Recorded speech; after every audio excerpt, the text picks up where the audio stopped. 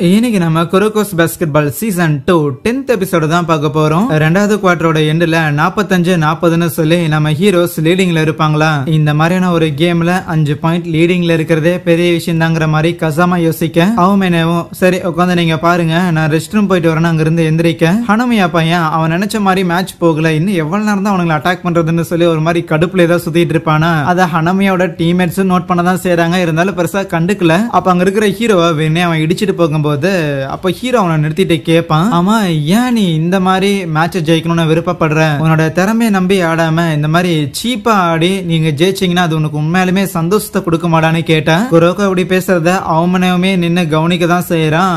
அப்போ திடீர்னு அந்த ஹனமியா, இல்ல எனக்கு இது சந்தோஷத்தை கொடுக்கல, உண்மையை சொல்ல போனா நான் எப்படியாவது வின்டர் கப்புக்கு போய் ஆகணும்னா நான் ப்ராமிஸ் மேக் பண்ணியிருக்கேன், அந்த ஒரு நபருக்காக நான் வின்டர் கப் போய் ஆகணும்னு சொல்லி அப்படியே நக்கல் காமிச்சிட்டு போடாடே அடுத்தவனை தோக்கடிக்கிறது அப்படிங்கிறதுலயே ஒரு வெறியான கிக் ஒன்று இருக்கு. அது எப்படி தோக்கடிச்சா என்னடா, தன்னோட இளமை பருவத்தை மொத்தமா ஒரே ஒரு ஸ்போர்ட்டுக்காக டிவோட் பண்ணி அவ்வளோ திறமசாலியா அவங்க வளர்ந்து நிக்கும் போது இந்த மாதிரி மண்ணை கவுவானுங்க பார்த்தியா, அதை பாக்குறக்கே அவ்வளோ ஜாலியா இருக்கும். அப்புறம் என்ன கேட்ட, இந்த மாதிரி ஆடி கிடைக்கிற வெற்றி சந்தோஷத்தை கொடுக்குதானா?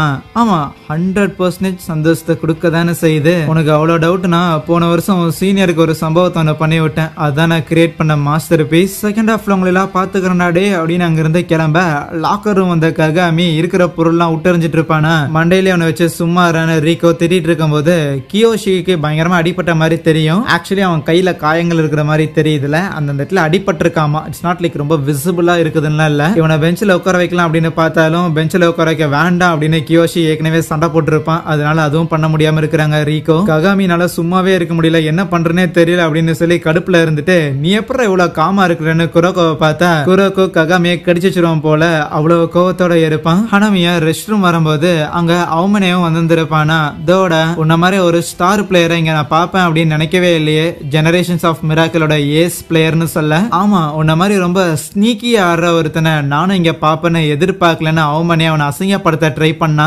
ஸ்னீக்கியா? நான் அப்படிலாம் எதுவும் கிடையாது, நாங்க ஜெயிக்கிறதுக்காக எல்லா விதமான முயற்சிகளையும் மேற்கொள்றோம், அவ்வளவுதான். ஓ ஜெயிக்கிறதுக்காக முயற்சி பண்றீங்களா? ஆனா நான் சொல்றது நல்லா ஞாபகம் வச்சுக்கோ, கண்டிப்பா இந்த மேட்ச்ல நீங்க தோக்க தாண்டா போறீங்கன்னு சொன்னா, ஏய் என்னப்பா என் கேரக்டரையே புரிஞ்சுக்காம ரேண்டமா நாங்க தோக்க போறோம் அப்படின்னா எப்படி அதை ஏத்துக்கிறதுன்னு கேட்டா, மேபி நீ சொல்றது கரெக்டா இருக்கலாம், உன்னை என்னால புரிஞ்சுக்க முடியாம கூட இருக்கலாம், இருந்தாலும் எனக்கு குரோகோவை பத்தி ரொம்ப நல்லா தெரியும், நீ தேவையில்லாம அவனை கோவப்படுத்தி இருக்க கூடாதுன்னு சொல்ல. லாக்கர் ரூம்ல இருக்கிற இந்த டைச்சியோட பசங்களும் நம்ம ஹீரோவோட அந்த வானிஷிங் டிரைவுக்கு பின்னாடி என்ன ட்ரிக் இருக்குதுங்கிறத கண்டுபிடிச்சிட்டானுங்க. நம்மளோட ஐபாலோட மூவ்மெண்ட், பாஸ்கெட் பால கையில இருந்து அவன் உடம்புகிட்ட இருந்து தூரம் கொண்டு போய் நம்ம பார்வைய அவனோட பாடியில இருந்து கம்ப்ளீட்டா டைவர்ட் பண்ணி அப்படிதான் அந்த வானிஷிங் டிரைவ்ங்கிற மூவ் அவன் மேக் பண்றான். இதை ஓவர் கம் பண்றதுக்கு அவனோட பொசிஷனை மார்க் பண்ணி ஆடினாலே போதும் தானே எல்லாரும் வராங்க. மேட்ச் ஆரம்பிச்ச உடனே குரோகோ கையில பால் இருக்க, ஓகே கண்டிப்பா மறுபடியும் அந்த வானிஷிங் டிரைவ் மூவ் தான் அவன் பண்ண போறான். அவன் நம்ம கண்ணை சிமிட்டும் போதுதான் எஸ்கேப் ஆகுறான் அப்படின்னு புரிஞ்சுக்கிட்டு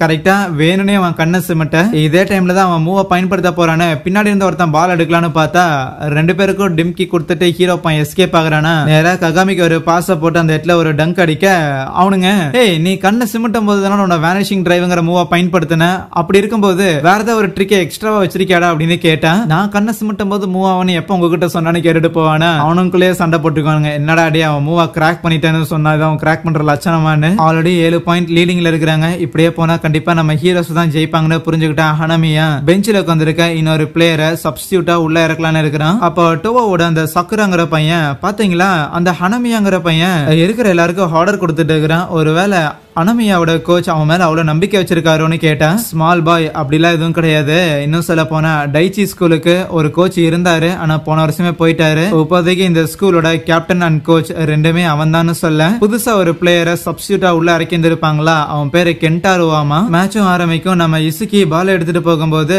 உள்ள புந்து ஹனமியா அசால்ட்டா அதை ஸ்டீல் பண்ணி அங்க பாயிண்ட் ஸ்கோர் பண்றானா. ஒன்னும் பிரச்சனை இல்லைன்னு இசுகி மறுபடியும் பால் எடுத்துட்டு வரும்போது யாருக்கு பாஸ் பண்றதுன்னு தெரியாம கொஞ்சம் யோசிச்சவனும் ஹியூகாக்கு பாஸ் பண்ணும்போது உள்ள போந்து மறுபடியும் பால் ஸ்டீல் பண்ணி அங்க பாயிண்ட் ஸ்கோர் பண்றாங்க. எப்பறா இது ரெண்டாவது டைம் எப்படி இசுகி கிட்ட இருந்து ஸ்டீல் பண்ணாங்கன்னு யாருக்கும் புரியாம இருக்கும்போது, என்னப்பா சிலந்தி வலையில மாட்டின மாதிரி நகர முடியாத ஒரு உணர்வு ஏற்படுதா, இது வெறும் ஆரம்பம் தான், உங்களோட தோல்விங்கிறது கண்டிப்பா நடக்கதான் போகுதுன்னு ஹியூகாவை வெறுப்பேத்திட்டு இருப்பான். என்ன நடக்குன்னு ஒண்ணுமே புரியாம மத்த பிளேயர்ஸ் எல்லாம் யோசிக்கும் போது அப்பதான் டோவோட கேப்டன் சொல்றாரு, ஆக்சுவலி அந்த ஹனமியாங்கிறவன் நல்லா ஸ்மார்ட்டான ஒருத்தன்டான்னு சொன்னான்.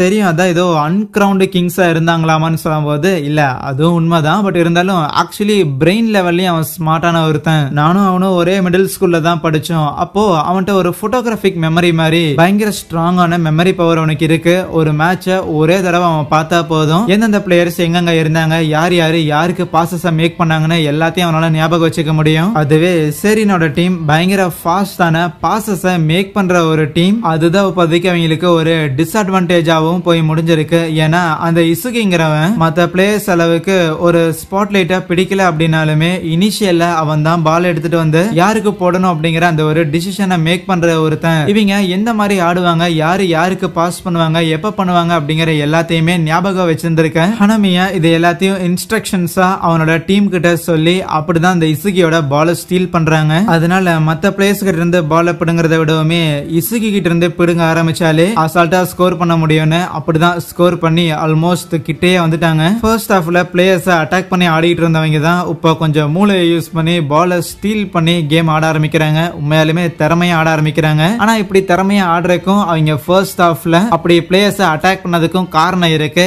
ஏன்னா பிளேயர்ஸ் அட்டாக் பண்ணி காயப்படுத்தினா அவங்க கோவப்படுவாங்க. கோவப்பட்டா ரொம்ப யோசிக்காம ஆடுவாங்க. அப்படி யோசிக்காம ஆடினாங்கன்னா அவங்க கிட்ட இருந்து பால ஸ்டீல் பண்றது ஈஸியா இருக்கும். ஆக்சுவலி ஃபர்ஸ்ட் ஹாஃப்ல அவங்க அப்படி ஆடினதுக்கு காரணமே செகண்ட் ஹாஃப்ல இப்படி தோக்கடிக்கிறதுக்காக தான். இது எல்லாமே டோவோட கேப்டன் கூட இருக்கிற பசங்க எல்லார்கிட்டயும் சொல்லிட்டு இருக்கேன். தேர்ட் குவார்டர் ஆரம்பிச்சதுல இருந்து நம்ம ஹீரோஸ் ஒரே ஒரு அளவு தான் ஸ்கோர் பண்ணிருப்பாங்க. அந்த டைச்சி தான் கிட்டத்தட்ட 11 பாயிண்ட்ஸ் லீடிங்ல இருக்கு. டைம் அவுட்ல பெஞ்சில் உட்கார்ந்து இருக்கும் போது நம்ம கியோசிக்கும் சரி கோச் ரீகோக்கும் சரி புரிய வருது பிளேயர்ஸ் எல்லாரும் பயங்கர ஃப்ரஸ்ட்ரேட்டடா ஆன்ஷியஸா இருக்கிற காரணத்துக்காக தான் அவங்களோட நேச்சுரல் கேம் பிளேல அவங்களால ஆட முடியாம இருக்கு. ரொம்ப பெரிய பிரச்சனையா இன்னைக்கு மேட்ச் ஆரம்பிச்சதுல இருந்தே நம்ம கேப்டன் ஹியூகா இன்னும் ஒரு பாயிண்ட் கூட மேக் பண்ணலாங்க. இப்படி எல்லாரும் டவுன்ல இருக்கும்போது குரோக்கோ என்கிட்ட ஒரு ஐடியா இருக்கு, நம்ம எல்லாரும் டீமா ஆடாம இருக்கலாமே அப்படின்னு சொல்லுவானா.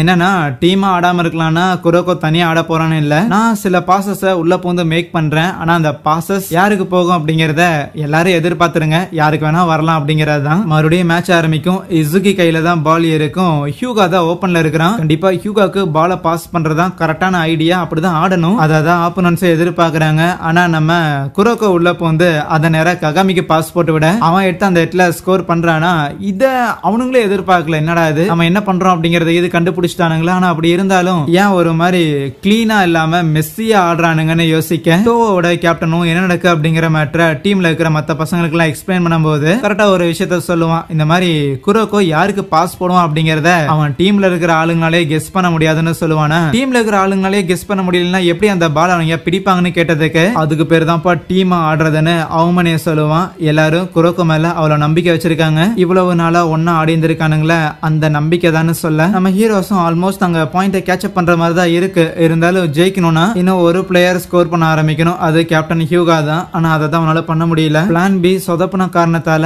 பேக் டு த பிளான் ஏங்கிற மாதிரி கியோசியா சான்ஸ் கிடைக்கும் போது அடிச்சுக்கிட்டே இருப்பானுங்களா. உடனே ஒரு டைம் அவுட்டை கேட்டு இனிமேல உன்னை மேட்ச்ல இறக்கி விட்டுலாம் ஆட வச்சுட்டு இருக்க முடியாது, அதனால பெஞ்சில் உட்காரு சரியா, இந்த ஜப்பானோட ஒரு பெஸ்ட் பாஸ்கெட் பால் டீமா இருக்க போறோம் அப்படின்னு தானே சொல்லியிருந்தோம். டீமுக்கு நீயும் ரொம்ப முக்கியம். அதே நேரத்துல டீமா ஜெயிக்க போறோம்னா என்ன, இருக்கிற மத்த பிளேயர்ஸ் மேல நம்பிக்கை வச்சு நீ கொஞ்சம் பெஞ்சில் உட்காரியான்னு சொல்லி மெட்டோபியா டீம்ல எடுத்துக்க அங்கே இந்த ஒரு எபிசோடைய முடிக்கிறாங்க.